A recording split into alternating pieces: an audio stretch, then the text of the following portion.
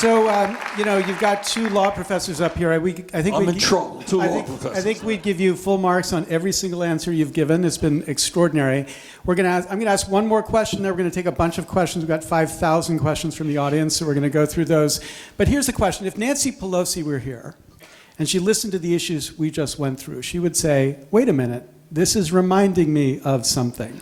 There was a bill passed by the House of Representatives this year, H.R. 1, the most ambitious reform package passed by the House since the Voting Rights Act of 1965. It sits in the well of the United States Senate now because, of course, the majority leader will not bring it up. But what was significant about H.R. 1, it included every one of the reforms we were talking about except the Electoral College. And it is fundamental reform. I think it gets us 80% to where we want to go. I support vouchers, and vouchers should be in there too, so I think we could improve it. But just as important as the fundamental reform is the fact that it was H.R. 1. It was a recognition of what you said at the very beginning. We don't get anything until we get this done first.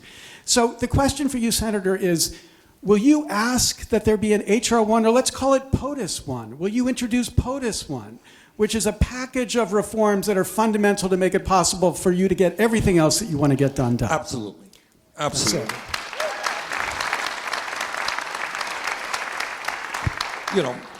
Because as you said, quoting me, so we go around the circles. I mean, this is what we understand.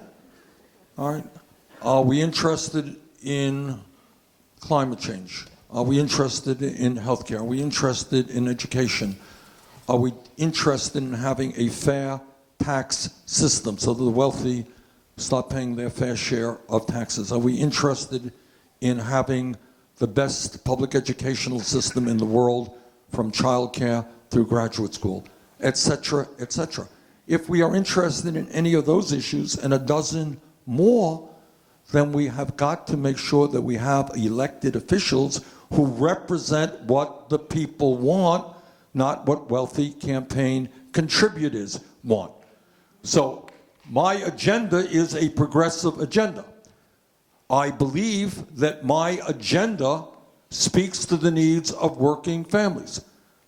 I do not believe that my agenda speaks to the needs of the billionaires and wealthy campaign contributors who will be at war against everything we are trying to accomplish.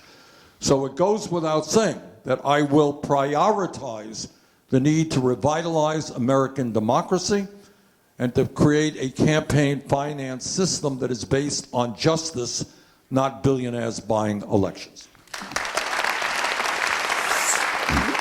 You go first, but it goes without saying, but I am so happy you said it, Senator, because it is such a critical point for us to understand.